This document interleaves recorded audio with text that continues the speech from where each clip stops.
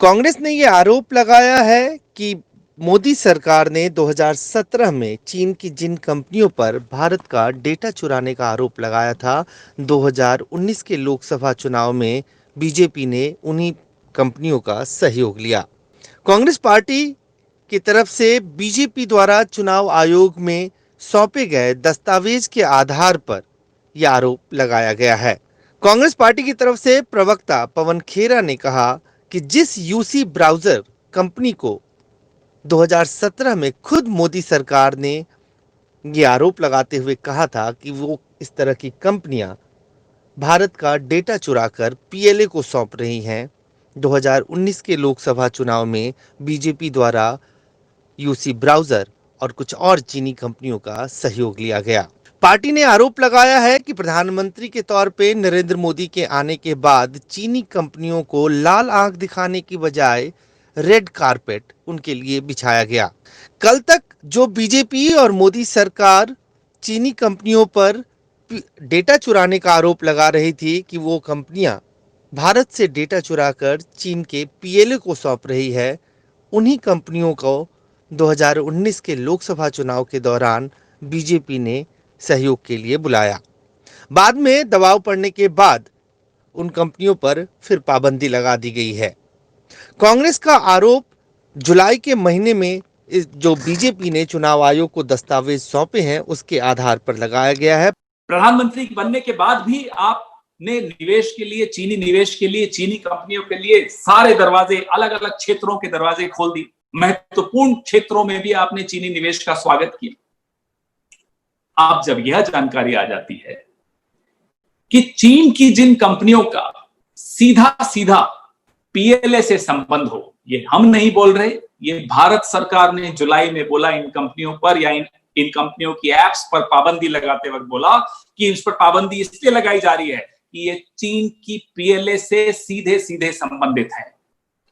प्रश्न तब उठता है, चिंता तब होती है जब ये वही कंपनियां हैं जिनका आपने 2019 में आपकी पार्टी भारतीय जनता पार्टी ने सहयोग लिया।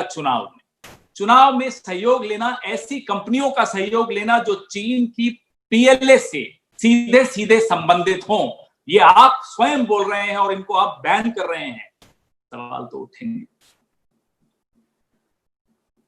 जब ये जानकारियां सामने आती हैं तो कुछ सवालों के जवाब भी मिलने लग जाते हैं, आपकी चुप्पी का भी जवाब मिलने लग जाता है। लेकिन हम आपसे जानना चाहते हैं, हम आपसे पूछना चाहते हैं, आप अपने मुंह से बोलिए, क्या ये सच है? यूसी वेब मोबाइल नामक ये कंपनी जिस पर जुलाई में मोदी सरकार ने पाबंदी लगाई, 2019 में यही यूसी वेब, इसी की सेवाएं, इस कंपनी की सेवाएं आपकी पार्टी भारतीय जनता पार्टी ने ली, या आपके अपने चुनाव व्यय जो पत्र, जो आपने चुनाव आयोग को अपना व्यय घोषणा पत्र दिया है, व्यय पत्र दिया है, उसमें इसके बारे में आपने स्वयं लिखा है। तो यूसी वेब मोबाइल की आपने सहायता 2019 में ली, एक साल पहले ली। जुलाई में जब आप पर हमने प्रश्नों की बौछार कर दी, तब आपने इस पर पाबंदी लगाई, यह कहकर कि यह पीएलए से संबंधित है।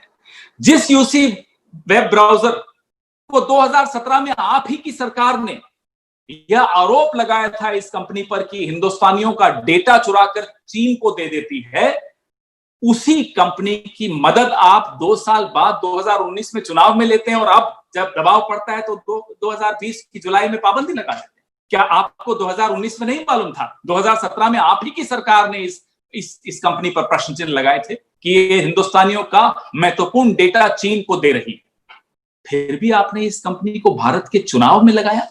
गंभीर प्रश्न है, ये आरोप नहीं है, ये साबित है, क्योंकि आपने अपने एक्सपेंडिचर रिपोर्ट में स्वयं माना है कि इस कंपनी की आपने सहायता ली थी। दूसरी कंपनी गामा गाना लिमिटेड, टेंसेंट ऑफ चाइना, इस कंपनी के एक निदेशक हैं, चीन के हैं, उनका नाम है पो शू युएंग। यह व्यक्ति टेंसेंट इंडिया प्राइवेट लिमिटेड के भी निदेशक हैं, और ये जो गामा गाना लिमिटेड नाम की चाइनीज कंपनी है, चीनी कंपनी है, इसका वित्त पोषण टेंसेंट द्वारा किया जाता है। इन दोनों कंपनीज में डायरेक्टर एक कॉमन है, पो शू युएंग नाम है उनका। अब भारत सरकार जुलाई 2020 में, यानी कि पिछले महीने देश को सूचित करती है कि अलीबाबा एवं टेंसेंट पीपल्स लिबरेशन आर्मी से सीधे सीधे संबंधित हैं। तो आपको तो ये पहले ही मालूम था। तो जब आपको ये पहले ही मालूम था तो 2019 में इनका सहयोग क्यों लिया गया, वो भी चुनाव जैसे संवेदनशील काम में इनका सहयोग लिया गया।